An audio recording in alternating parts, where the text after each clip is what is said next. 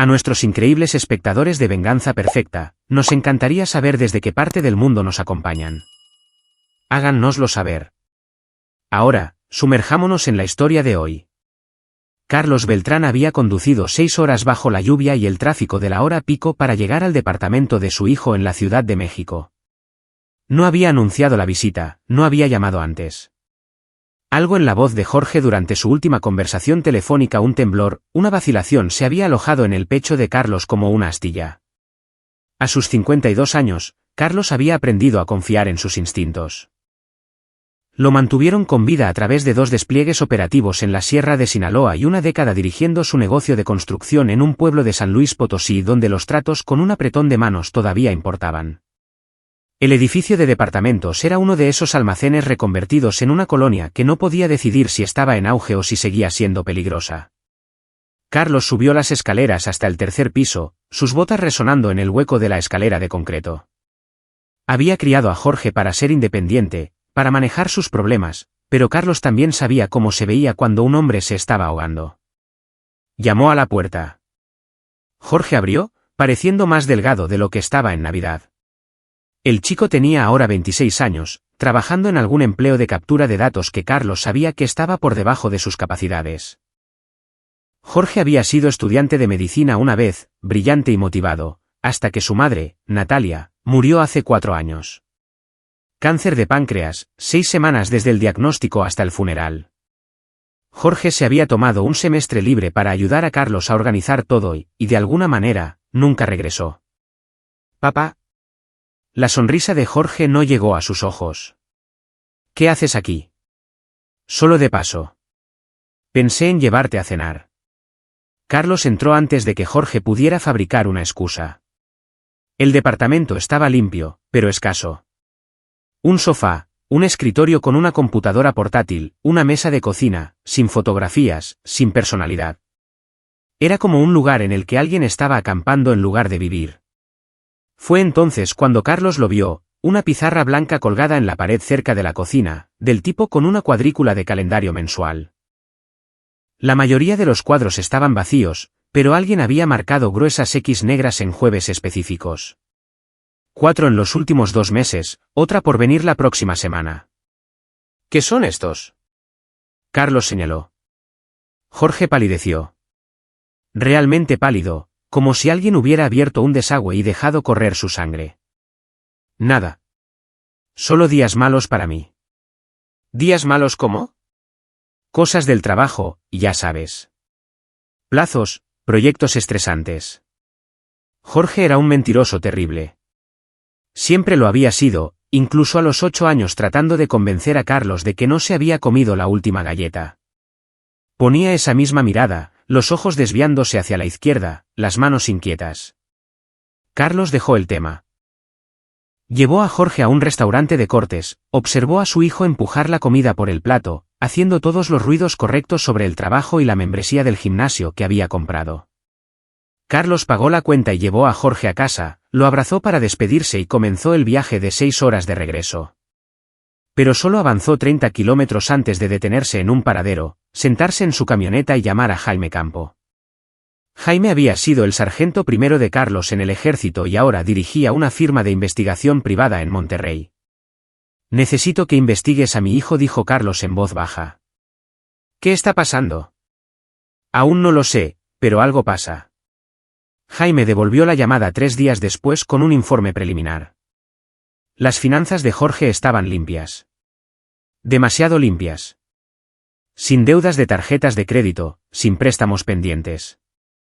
Para un chico que gana 760,000 pesos al año en una ciudad cara, eso era imposible.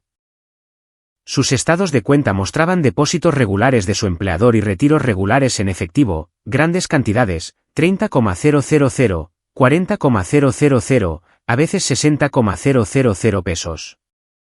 Siempre a los pocos días de esos jueves marcados.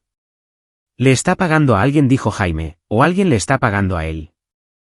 Carlos pensó en las décimas, en los ojos vacíos de Jorge. «Sigue indagando». El siguiente jueves estaba a 10 días. Carlos le dijo a su capataz que se iría por un tiempo, empacó una maleta y condujo de regreso a la CDMX. Se registró en un hotel a 3 cuadras del edificio de Jorge y esperó. Había aprendido paciencia en el ejército. Podías sentarte en un puesto de vigilancia durante 18 horas observando un objetivo, esperando el momento adecuado. Esto era diferente. Este era su hijo, el niño al que enseñó a lanzar un balón de fútbol americano, el adolescente que lloró en los brazos de Carlos cuando murió Natalia. Carlos se sentó en su camioneta frente al edificio de departamentos, bebiendo café malo, observando la entrada. Llegó el jueves. Jorge se fue a trabajar a las 7:30 de la mañana luciendo normal. Llegó a casa a las 6 con comida para llevar. Carlos esperó. A las 8, una camioneta SUV negra se detuvo frente al edificio. 2 hombres salieron, uno enorme, construido como un linebacker, el otro delgado y de rasgos afilados con un traje costoso. Entraron. Carlos salió de su camioneta. Se cambió a ropa oscura, se puso una gorra baja. La seguridad del edificio era una broma, un interfón roto, una puerta que no cerraba bien. Se deslizó dentro, tomó las escaleras al 3er piso y se movió silenciosamente por el pasillo. La puerta de Jorge estaba cerrada. Carlos escuchó voces adentro, amortiguadas. Pasó de largo hacia el departamento de al lado, donde una escalera de incendios zigzagueaba por el exterior del edificio. La ventana estaba abierta, el intento de alguien de circular aire en un edificio sin aire acondicionado. Carlos trepó a través de ella, ganándose un grito ahogado de sorpresa de una joven en el sofá. «Lo siento», susurró Carlos. «Emergencia. Me iré en un minuto». Salió a la escalera de incendios. La ventana de Jorge estaba a 5 metros de distancia, con las cortinas corridas pero no completamente. Carlos se movió con cuidado. El metal era viejo, oxidado en algunos lugares. Llegó a la ventana y miró hacia adentro. Lo que vio hizo que su corazón se detuviera. Jorge estaba de rodillas en medio de la sala. El hombre enorme estaba de pie sobre él con un bastón retráctil de acero.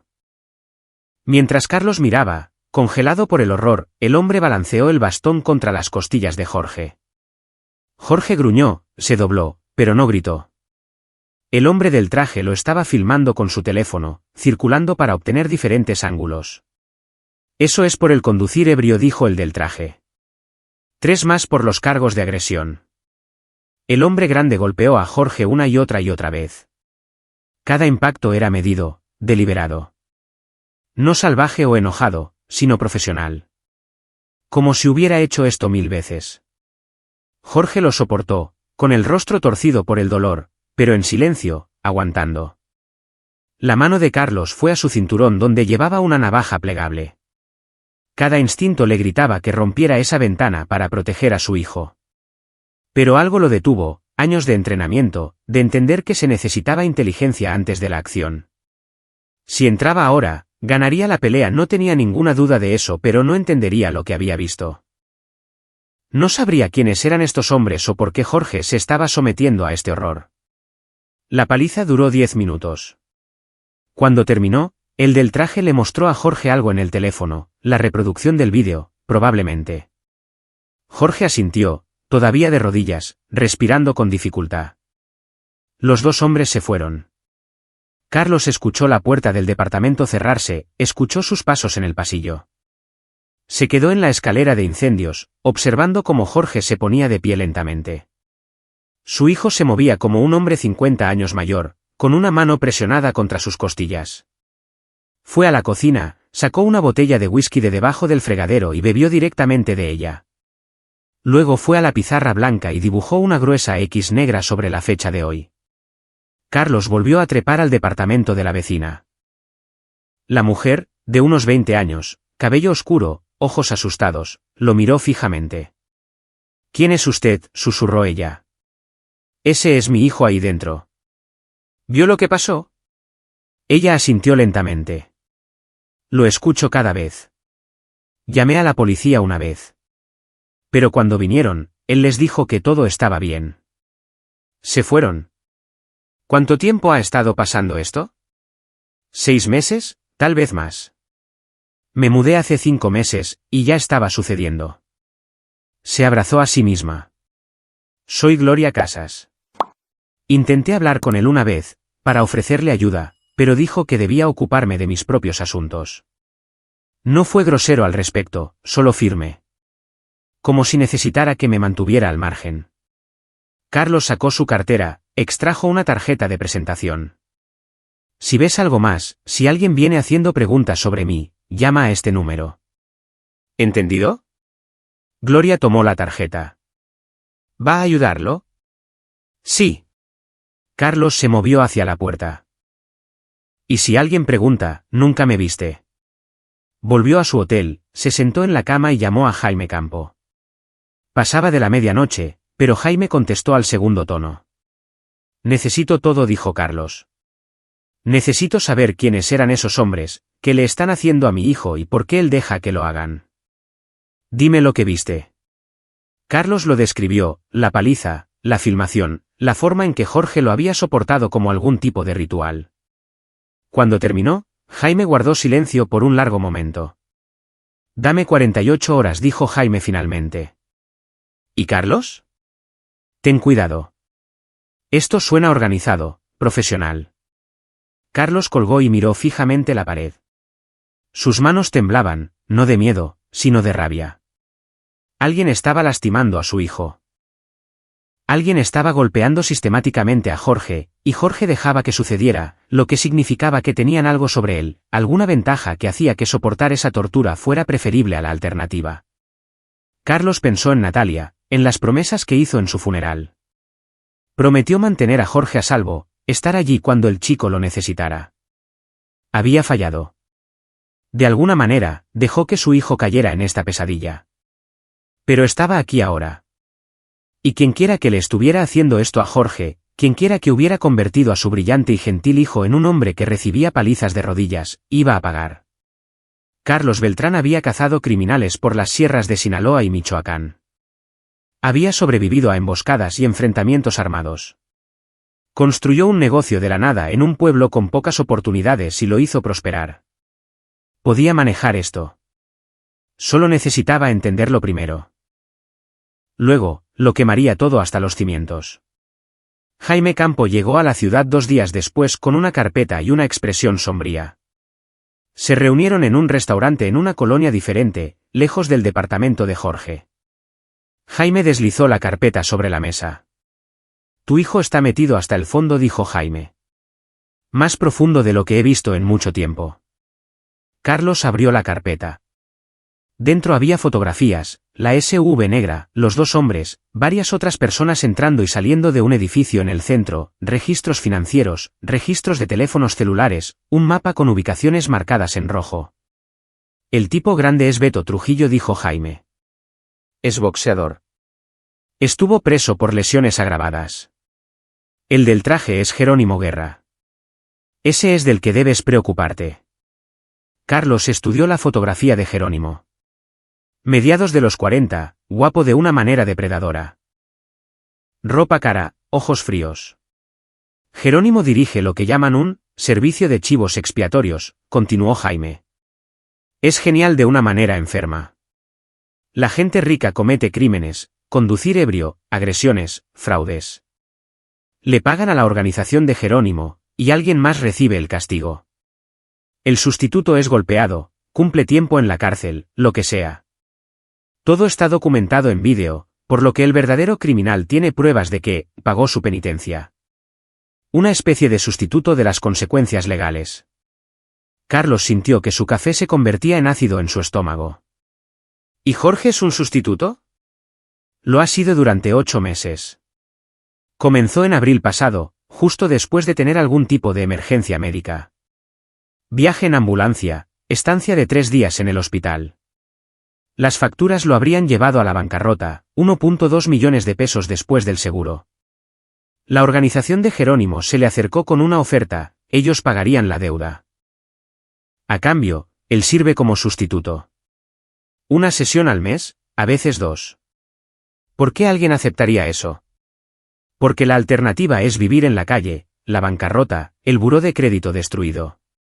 Y Jerónimo es bueno encontrando personas desesperadas y aisladas. Sin familia cerca, sin sistema de apoyo. Personas que piensan que pueden soportar cualquier cosa porque ya han perdido lo que más importaba. Natalia. Jorge había perdido a su madre, se tomó un tiempo libre de la universidad, perdió su impulso y dirección. Probablemente todavía se estaba ahogando en el dolor cuando le llegaron esas facturas médicas, y Jerónimo lo había encontrado. ¿Cuál fue la emergencia médica?, preguntó Carlos. Jaime hojeó las páginas. Apendicitis complicada con peritonitis. Cirugía de emergencia. Esperó demasiado antes de ir al hospital. Casi muere. Jorge había estado solo, probablemente asustado, tratando de resistir. Tal como estaba resistiendo las palizas ahora. ¿Quiénes son los clientes de Jerónimo?, preguntó Carlos. Ahí es donde se pone interesante. El cliente actual, por el que Jorge recibió la paliza el jueves pasado, es Claudio Aguilar. Desarrollador inmobiliario, dinero heredado. Piensa que las reglas no se aplican a él. Fue arrestado por conducir ebrio y agresión hace 3 meses, golpeó a un cantinero que dejó de servirle, luego lideró a los policías en una persecución por el centro. Su abogado hizo algo de magia, consiguió que los cargos penales se redujeran a multas y servicio comunitario. Pero sus víctimas, el cantinero y 2 personas cuyos autos dañó, amenazaban con demandas civiles. Mala publicidad. Así que, Claudio le pagó a Jerónimo 6 millones de pesos. Jorge recibe las palizas. Todo está documentado en vídeo. Y el abogado de Claudio les muestra a las víctimas: miren, se ha hecho justicia. Mi cliente ya ha sufrido. Las víctimas aceptan el acuerdo en silencio. Eso es una locura. Es brillante. Oscuro, ilegal, horroroso, pero brillante. Jerónimo ha estado dirigiendo esta operación durante 3 años. Tiene 6 sustitutos actualmente en su lista. Gente joven, en su mayoría hombres, todos ahogándose en deudas. Les paga bien, 300,000 pesos por sesión. Suficiente para salir lentamente de sus agujeros mientras sacrifican sus cuerpos y dignidad. Carlos hizo los cálculos. Jorge estaba siendo golpeado 1 o 2 veces al mes, ganando de 300,000 a 600,000 pesos. Menos impuestos. No, probablemente no menos impuestos. Esto era efectivo, dinero subterráneo. Eso explicaba los grandes retiros de la cuenta bancaria de Jorge. Probablemente estaba pagando la deuda original, guardando algunos ahorros. ¿Cómo evita Jerónimo ser atrapado?, preguntó Carlos. Compartimentación.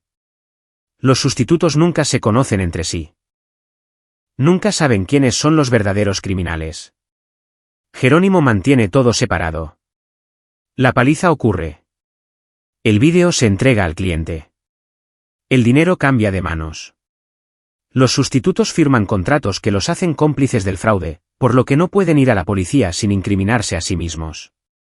Y las víctimas de los crímenes originales piensan que están obteniendo justicia, así que no presionan. ¿Qué hay de Beto Trujillo? ¿El músculo? Él administra las palizas. Jerónimo tiene 4 tipos como él, cada uno manejando diferentes sustitutos.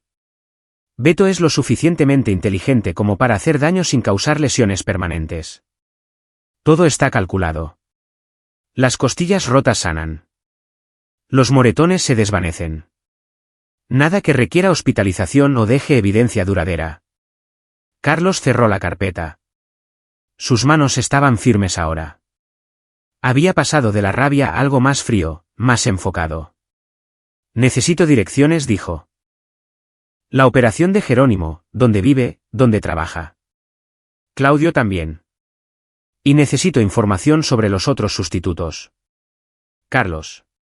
La voz de Jaime era cuidadosa. Sé lo que estás pensando, pero esto no es la sierra. No puedes simplemente. No voy a matar a nadie. Carlos miró a los ojos a su amigo. A menos que tenga que hacerlo. Pero voy a terminar con esto. Jerónimo, Claudio, cualquier otra persona involucrada. Voy a hacer que paguen por lo que le hicieron a mi hijo. La policía no puede tocarlo.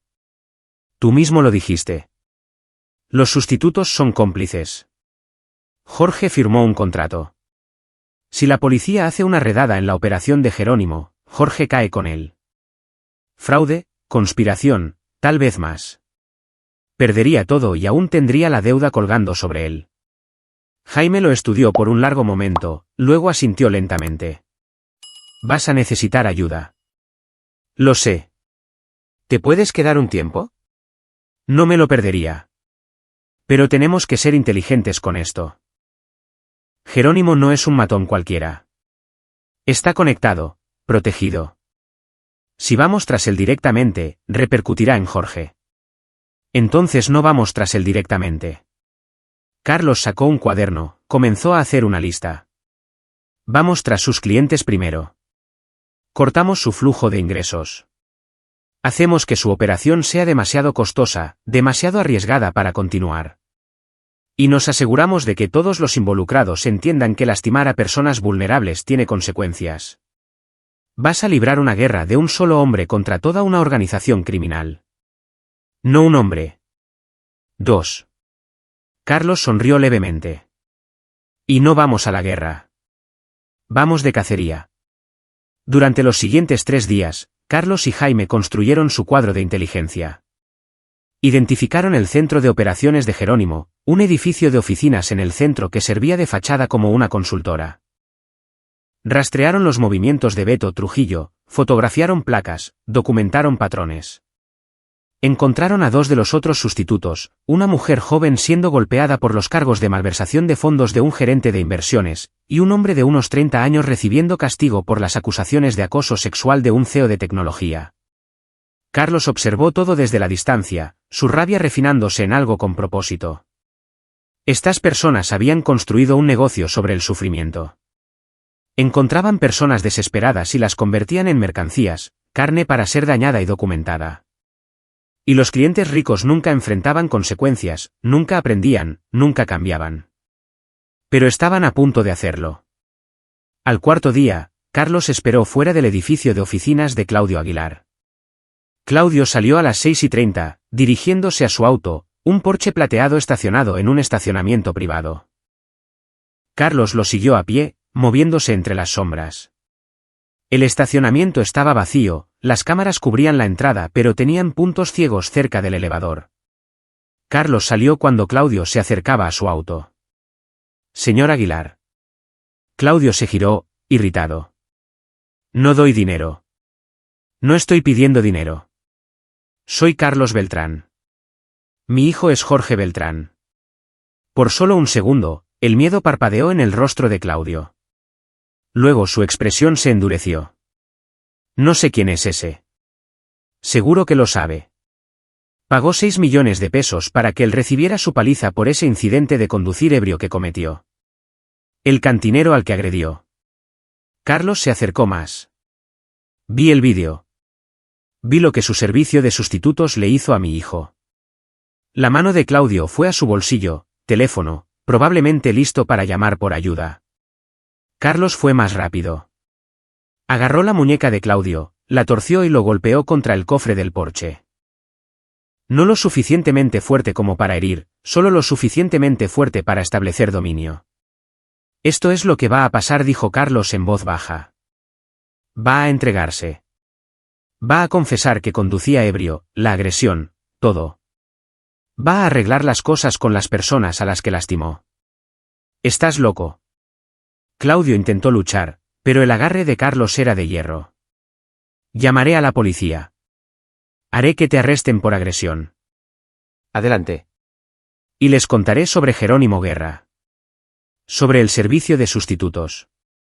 Sobre cómo le pagó a alguien para que recibiera su castigo. Tengo documentación, evidencia en vídeo, registros financieros. ¿Quiere que eso salga a la luz? Claudio se quedó quieto. Estás blofeando. ¿Lo estoy? Carlos sacó su teléfono con su mano libre. Le mostró a Claudio una fotografía, uno de los hombres de Jerónimo entrando al edificio de oficinas. Sé dónde opera Jerónimo. Sé quiénes son los otros clientes. Lo sé todo. Y si no hace exactamente lo que digo, me aseguraré de que el mundo también lo sepa. Jerónimo te matará. Jerónimo puede intentarlo. Pero primero, lo derribaré a él, y a usted con él. Carlos soltó a Claudio, retrocedió. Tiene 24 horas. Entréguese o divulgaré todo a la FGR, a la policía local y a todos los noticieros de la ciudad. Su elección. Se alejó, dejando a Claudio desplomado contra su auto. Detrás de él, escuchó arcadas, Claudio vomitando por miedo o estrés o ambos. Carlos no miró atrás. Uno menos, quedan muchos más. Claudio Aguilar no se entregó. En cambio, llamó a Jerónimo Guerra. Presa del pánico y desesperado. La vigilancia de Jaime captó la llamada. Pusieron un micrófono en el auto de Claudio durante su conversación con Carlos. Alguien sabe, dijo Claudio en la grabación. Sobre el sustituto. Sobre todo. Amenazó con ir a la FGR. La respuesta de Jerónimo fue tranquila, medida. ¿Quién es? Padre del sustituto. Carlos Algo. Tenía fotografías, documentación. Dijo que nos derribaría a todos. ¿Y le creíste? No estaba blofeando, Jerónimo. Pude verlo en sus ojos. Este tipo es militar. Peligroso. Necesitamos cerrar esto. Destruir los registros. Lo que necesitamos, interrumpió Jerónimo, es manejar el problema en su origen. Este Carlos Beltrán necesita entender que amenazar mi negocio tiene consecuencias. ¿Qué vas a hacer? Déjame preocuparme por eso. Tú preocúpate por mantener la boca cerrada y mantener la calma. Yo me encargaré del señor Beltrán. La grabación terminó. Jaime la reprodujo para Carlos en el hotel, con expresión oscura. Vienen por ti, dijo Jaime. ¿Bien? Esperaba que lo hicieran. Carlos, esto no es un juego. La gente de Jerónimo son profesionales. Beto Trujillo ha sido arrestado 5 veces por agresión. Te lastimarán. Que lo intenten. Carlos sacó su cuaderno, le mostró a Jaime el plan que había estado desarrollando. Quiero que vengan tras de mí. Eso quitará su atención de Jorge y los otros sustitutos. Y cuando lo hagan, estaremos listos. Jaime estudió el plan, luego miró a Carlos con algo parecido al respeto. Te estás usando a ti mismo como carnada. Me estoy usando a mí mismo como arma. Hay una diferencia. El ataque se produjo 2 noches después. Carlos caminaba del hotel a su camioneta cuando 2 hombres salieron de las sombras. Beto Trujillo y otro matón. Constitución similar, ojos muertos similares. Se movían con confianza profesional, esperando un objetivo fácil. Estaban equivocados. Carlos había elegido este estacionamiento específicamente por su diseño, espacio estrecho entre edificios, líneas de visión limitadas, sin cámaras. Cuando Beto le lanzó un golpe con un bastón similar al que había usado con Jorge, Carlos estaba listo. Había pasado 40 horas entrenando con Jaime, practicando los movimientos específicos que necesitaría. Carlos atrapó el bastón con su antebrazo. Dolió como el infierno, pero la chamarra gruesa absorbió la mayor parte del impacto. Dio un paso dentro de la guardia de Beto, clavó su codo en el plexo solar del hombre. Beto gruñó, se tambaleó. El otro matón vino por el costado con un cuchillo. Carlos giró, agarró la muñeca del hombre y la torció hasta que algo se rompió. El cuchillo cayó al pavimento. La pelea duró 90 segundos. Carlos era mayor que estos hombres, pero había sido forjado en entornos donde la vacilación significaba la muerte. Peleó con una eficiencia brutal, golpes a grupos nerviosos, manipulaciones de articulaciones, un golpe con la palma de la mano en la nariz de Beto que envió sangre rociando. Cuando ambos hombres estuvieron en el suelo, Carlos recogió el cuchillo y el bastón. Dile a Jerónimo, dijo Carlos, respirando con dificultad, que eligió al padre equivocado con quien meterse. Se alejó, se subió a su camioneta y condujo a un hotel diferente al otro lado de la ciudad. Su antebrazo estaba magullado donde había aterrizado el bastón, sus nudillos partidos y sangrando. Limpió las heridas, puso hielo en los moretones y llamó a Jaime. Fase 1 completa, dijo Carlos. Saben que no soy una presa fácil. Ahora pasamos a la fase 2. La fase 2 era guerra de información. Durante la semana siguiente, Carlos y Jaime expusieron sistemáticamente la operación de Jerónimo. Enviaron paquetes anónimos a la FGR con registros financieros, evidencia en vídeo y documentación detallada del servicio de sustitutos. Filtraron información a periodistas de investigación en 3 importantes medios de comunicación. Crearon un sitio web con cargas encriptadas donde las víctimas de delitos podían ver cómo sus perpetradores habían evitado consecuencias reales. Lo más importante, contactaron a los otros sustitutos. Carlos visitó personalmente a cada uno, les mostró la evidencia que había reunido y les ofreció una opción: continuar siendo victimizados o ayudar a derribar a Jerónimo. La joven que estaba siendo golpeada por los crímenes del gerente de inversiones se quebró primero. Su nombre era Cristina Cruz, 24 años, ahogándose en deudas de préstamos estudiantiles. Había estado al servicio de Jerónimo durante 6 meses, había recibido 4 palizas y estaba tan traumatizada que no podía dormir sin medicación. Dijo que firmé un contrato, le dijo Cristina a Carlos, sentada en su pequeño departamento con las persianas bajas. Que si iba a la policía, yo también iría a la cárcel. Ese contrato fue firmado bajo coacción, dijo Carlos. Fuiste obligada. Cualquier abogado decente podría argumentar que eres una víctima, no un perpetrador. No lo entiende. Jerónimo tiene conexiones. Jueces, policías, abogados. Está protegido. Estaba protegido. Ya no. Ya he empezado a quemar su operación. La FGR tiene sus registros financieros. Los periodistas están investigando a sus clientes. Y voy a asegurarme de que enfrente la justicia por lo que te hizo. A mi hijo. A todos los demás. Cristina lo miró fijamente, con lágrimas corriendo por su rostro. ¿Por qué hace esto?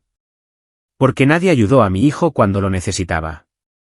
Porque Jerónimo se aprovecha de personas que piensan que no tienen opciones. Porque alguien tiene que hacerlo. Cristina acordó cooperar.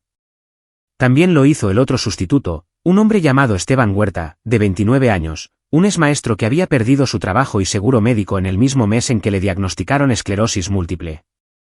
Las facturas médicas lo habían destruido, y Jerónimo lo había encontrado en su punto más bajo. Con sus testimonios, Carlos tenía todo lo que necesitaba. Pero aún no iba a acudir a las autoridades. No hasta que hubiera manejado a Jerónimo y su operación personalmente.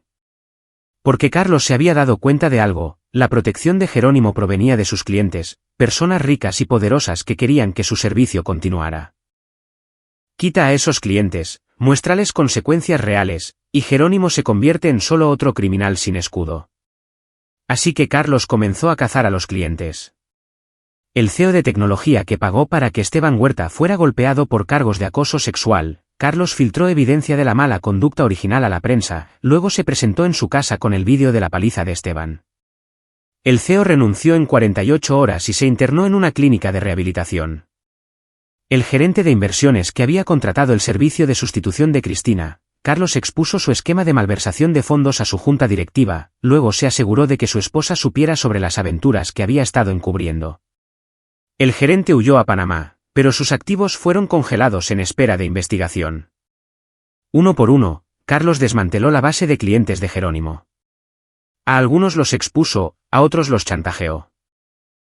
A algunos simplemente los visitó, mostrándoles de lo que era capaz, haciéndoles entender que usar el servicio de Jerónimo traería el infierno sobre sus cabezas.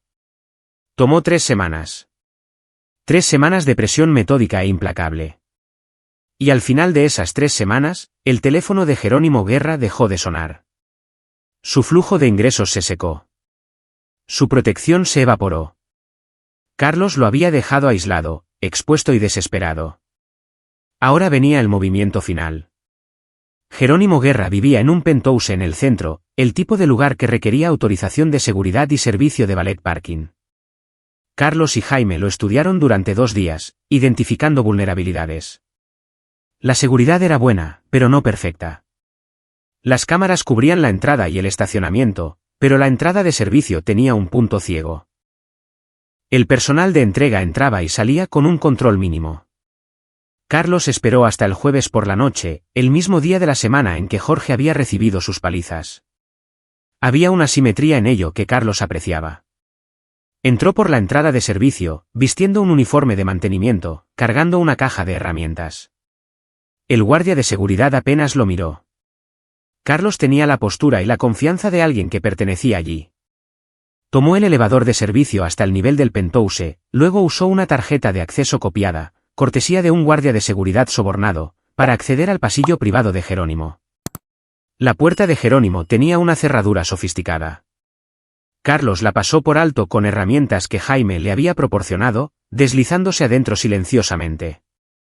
El departamento era elegante y frío, muebles modernos, arte costoso, ventanales de piso a techo con vista a la ciudad.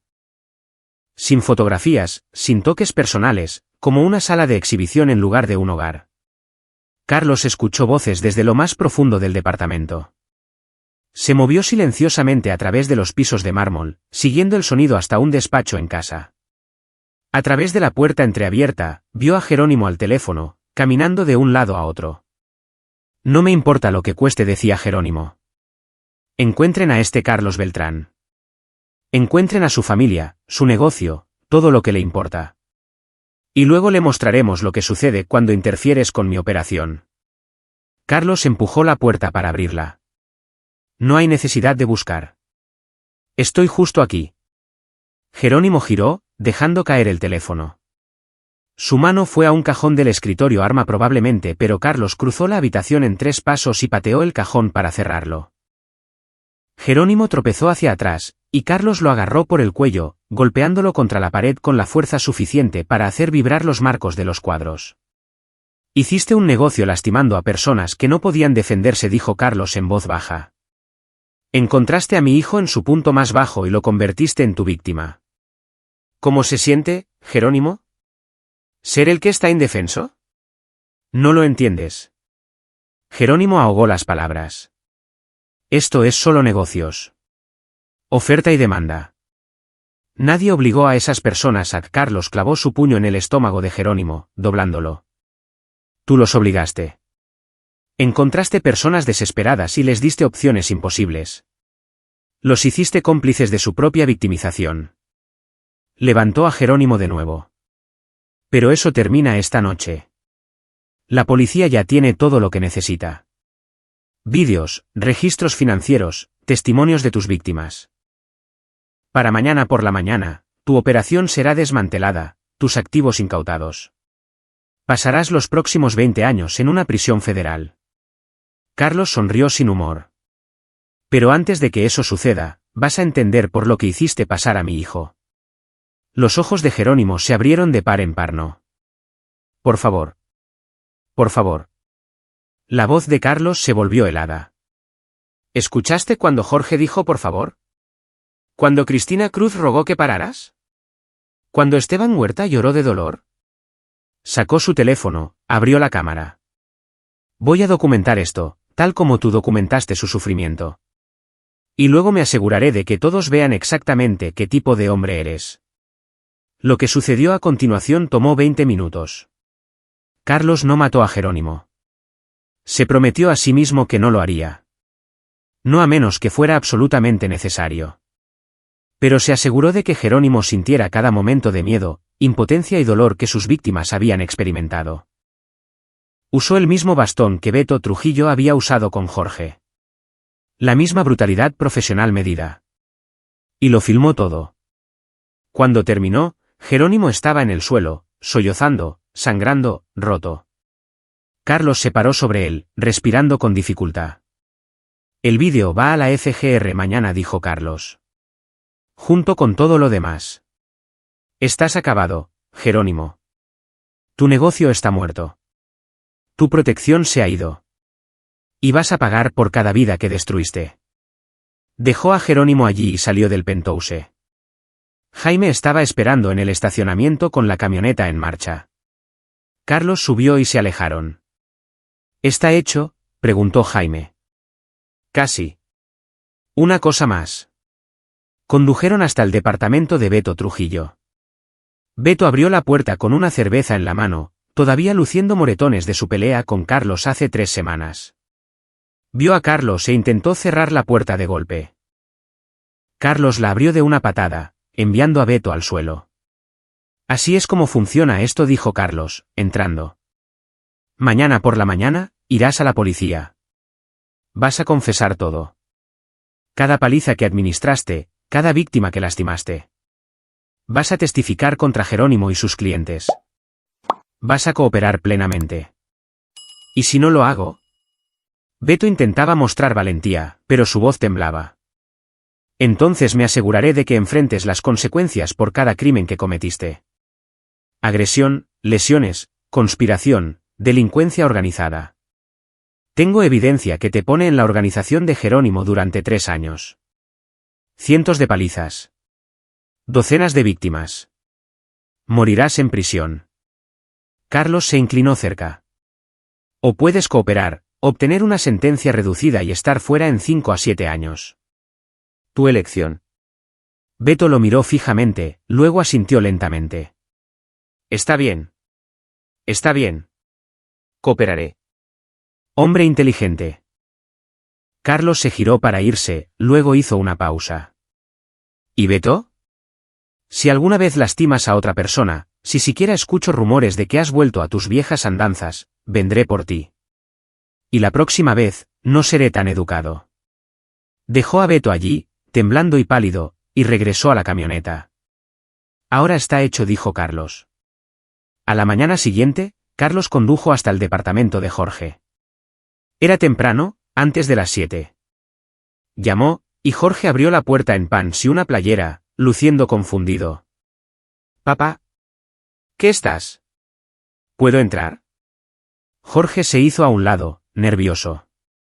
Carlos entró y fue directo a la pizarra blanca con su calendario. Tomó el marcador y comenzó a dibujar X en cada jueves restante. Jorge observó, confundido, hasta que Carlos terminó y se giró para mirarlo. Se acabó, dijo Carlos. La operación de Jerónimo, el servicio de sustitutos, todo. La FGR está cateando su oficina esta mañana. Sus matones están cooperando con las autoridades. Sus clientes están siendo expuestos y procesados. Miró a su hijo a los ojos. Eres libre, Jorge. No tienes que recibir otra paliza nunca más.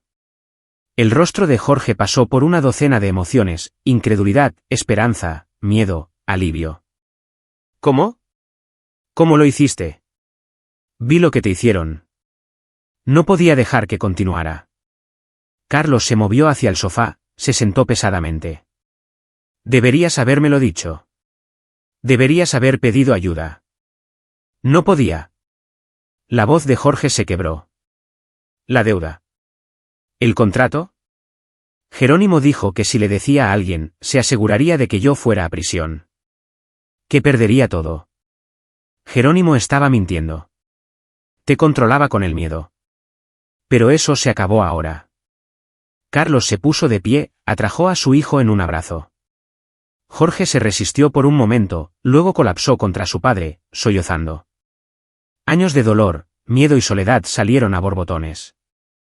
Carlos lo sostuvo como lo había sostenido cuando era un niño, cuando murió Natalia, cuando el mundo se sentía demasiado grande y cruel. Lo siento, dijo Jorge con voz entrecortada. Siento no habértelo dicho. Siento haber sido tan débil. No eres débil. Sobreviviste. Resististe. Y ahora te toca sanar. Carlos se apartó, miró a su hijo. Pero vamos a hacerlo juntos. No más aislamiento. No más fingir que estás bien cuando no lo estás. Vas a mudarte de vuelta a casa por un tiempo. Ver a un terapeuta. Dejar que la gente te ayude. ¿Qué pasa con la deuda? Ya está arreglada. Pagué tus facturas médicas ayer. Considéralo un regalo de cumpleaños atrasado. Jorge lo miró fijamente. Papá, esos son 1,2 millones de pesos. Y vales cada centavo. Carlos sonrió. Ahora haz tu maleta. Nos vamos en 1 hora. Durante los siguientes 3 meses, el imperio de Jerónimo Guerra se desmoronó. La investigación de la FGR reveló el alcance total de su operación: docenas de víctimas, cientos de palizas, millones de pesos en ingresos ilegales. Jerónimo fue acusado de delincuencia organizada, conspiración, fraude, lesiones y una docena de otros delitos. Beto Trujillo cooperó con los fiscales y recibió una sentencia de 7 años. Jerónimo obtuvo 35 años sin posibilidad de libertad condicional. Los clientes enfrentaron sus propios ajustes de cuentas. Algunos fueron a prisión. Algunos perdieron sus carreras y reputaciones. Algunos, como Claudio Aguilar, huyeron del país pero encontraron sus activos congelados y sus nombres permanentemente asociados con el escándalo. Las víctimas a las que habían dañado el cantinero al que Claudio agredió, los empleados que el CEO de tecnología acosó recibieron acuerdos y reconocimiento público de las injusticias que habían sufrido. Cristina Cruz y Esteban Huerta testificaron contra Jerónimo.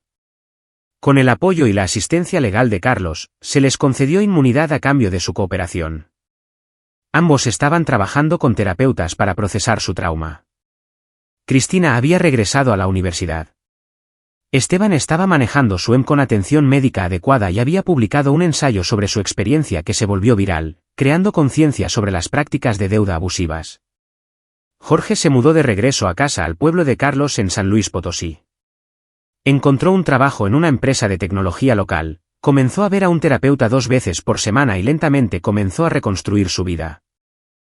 Las lesiones físicas sanaron más rápido que las psicológicas, pasaron meses antes de que pudiera pasar un día sin pesadillas, más tiempo antes de que pudiera estar en una habitación con extraños sin ataques de ansiedad.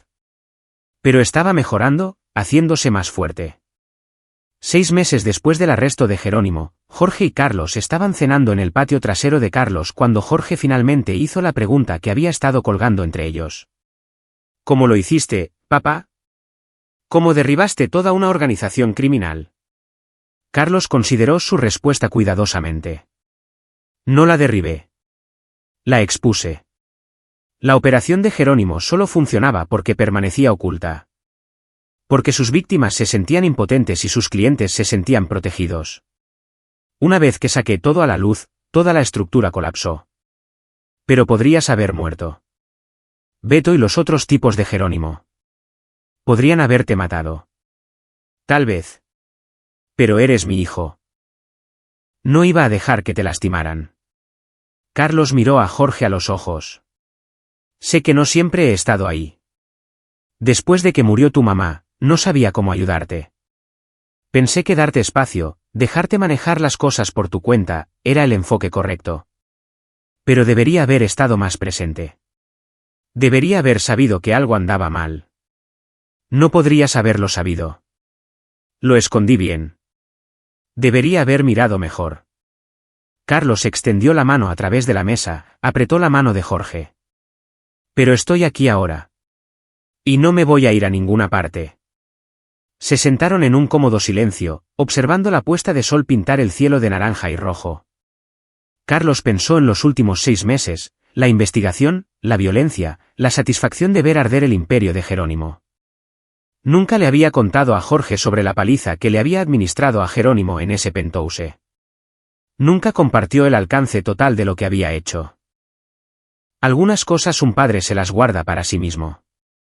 Pero había logrado lo que se propuso. Su hijo estaba a salvo. Las personas que lo habían lastimado fueron castigadas. Y Carlos había enviado un mensaje a cualquiera que pensara que podía aprovecharse de los vulnerables. Todavía había personas en este mundo que contraatacarían. 3 semanas después, Carlos recibió una carta de la FGR. Querían reunirse con él para discutir su papel en la exposición de la operación de Jerónimo. Carlos trajo a su abogado el mismo que había ayudado a Cristina y Esteban a asegurar la inmunidad y se preparó para las consecuencias. La agente de la FGR, una mujer severa llamada agente Karina Vargas, colocó fotografías sobre la mesa de conferencias. Señor Beltrán, sabemos que hizo más que solo reunir pruebas. Sabemos que confrontó a varios de los clientes de Jerónimo. Sabemos que agredió a Beto Trujillo y a Jerónimo Guerra. En circunstancias normales, lo estaríamos arrestando. En circunstancias normales, acordó Carlos. Pero estas no son circunstancias normales. Expuso una organización criminal que había estado operando sin ser detectada durante 3 años. Protegió a múltiples víctimas y reunió pruebas que están conduciendo a docenas de condenas. Y francamente, la paliza de Jerónimo Guerra, aunque ilegal, no tiene testigos dispuestos a testificar en su contra. Jerónimo ciertamente no va a admitir que un civil le ganó la partida. Carlos mantuvo su expresión neutral. ¿Qué pasa ahora? La agente Vargas lo estudió. Ahora, se va a casa. Deja este tipo de trabajo a las fuerzas del orden y no vuelve a tomarse la justicia por su mano. Se inclinó hacia adelante, pero extraoficialmente. Gracias. Lo que hizo por esas víctimas, por su hijo. Eso requirió valor. Carlos salió de la oficina de la FGR como un hombre libre. Mientras conducía a casa, pensó en Gloria Casas, la joven que le había dejado usar su escalera de incendios esa primera noche. Ella testificó sobre lo que había escuchado a través de las paredes, proporcionando una corroboración crucial para la fiscalía. Carlos se había asegurado de que recibiera protección de testigos y apoyo financiero para mudarse. Ahora estaba en la maestría, estudiando justicia penal, decidida a ayudar a evitar que lo que le sucedió a su vecino les sucediera a otros. Pensó en Jaime Campo, quien había puesto su reputación y negocio en juego para ayudar a un amigo. Jaime había regresado a Monterrey pero llamaba cada semana para ver cómo estaban, para asegurarse de que Carlos y Jorge estuvieran bien. Pensó en todas las víctimas que Jerónimo había creado, las vidas destruidas por su operación. Estaban sanando ahora, lenta pero seguramente. Y pensó en Jorge, quien había soportado el infierno y estaba saliendo del otro lado más fuerte por ello.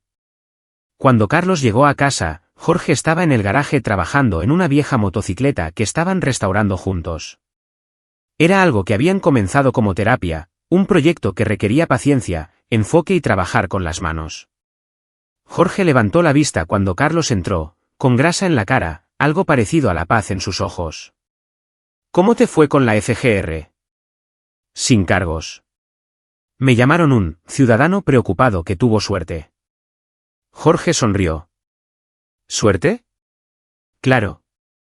Se volvió hacia la motocicleta. Papá, he estado pensando. Una vez que terminemos esta moto, tal vez deberíamos restaurar otra. Empezar un pequeño negocio. Algo de padre e hijo. Carlos sintió que el calor se extendía por su pecho. Me gustaría eso. Trabajaron juntos en un cómodo silencio, las herramientas haciendo clic, la radio sonando en voz baja en el fondo. Esto, pensó Carlos, era por lo que había estado luchando. No venganza, no justicia, ni siquiera detener la operación de Jerónimo. Este momento, justo aquí, su hijo, vivo, sanando y planeando un futuro. La pizarra blanca con sus X negras había desaparecido hacía mucho tiempo, tirada a la basura el día que dejaron el departamento de Jorge. Pero Carlos todavía la recordaba, todavía sentía el frío impacto de la comprensión que lo había impulsado a la acción. Esa pizarra había sido un símbolo de todo lo que estaba mal en el mundo, crueldad sistemática, impotencia, aislamiento. Pero también había sido un catalizador, una señal de advertencia que Carlos había reconocido y a la que había respondido. A pesar del peligro, a pesar de la dificultad, había salvado a su hijo, no solo a través de la violencia, sino a través de la determinación, la inteligencia y la falta de voluntad para aceptar que algunas personas simplemente estaban más allá de toda ayuda. 3 meses después, la empresa de construcción de Carlos recibió un contrato para renovar el edificio que había albergado la operación de Jerónimo. La ciudad lo estaba convirtiendo en un centro de recursos para personas que luchaban con deudas y préstamos abusivos. Carlos tomó el trabajo gratis, contratando a Cristina Cruz como coordinadora del proyecto y a Esteban Huerta como asesor. Juntos, transformaron la antigua sede de Jerónimo en algo que realmente ayudaría a la gente.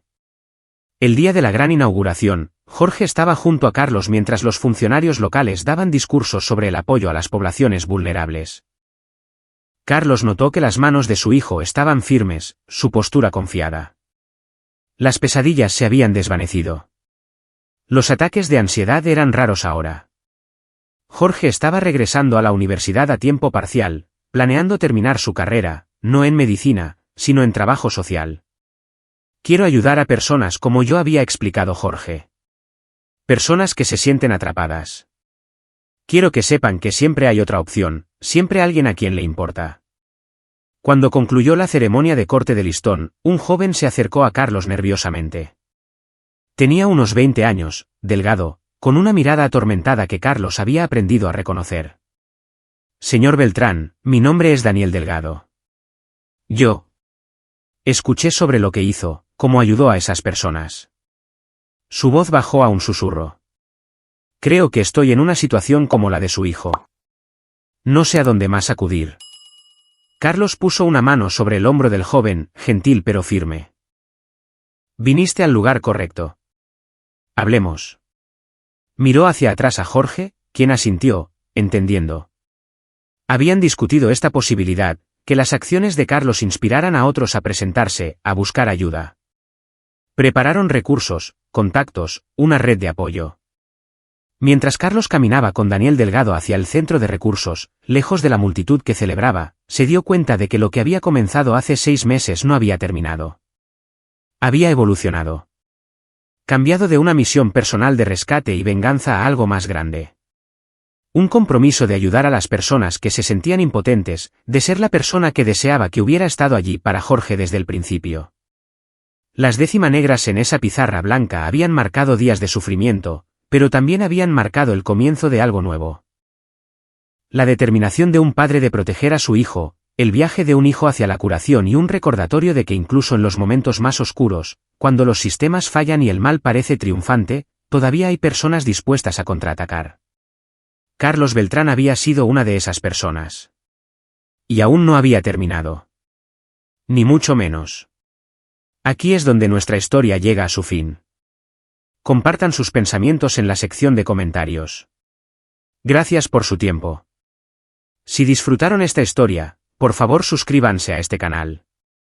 Hagan clic en el vídeo que ven en la pantalla y los veré.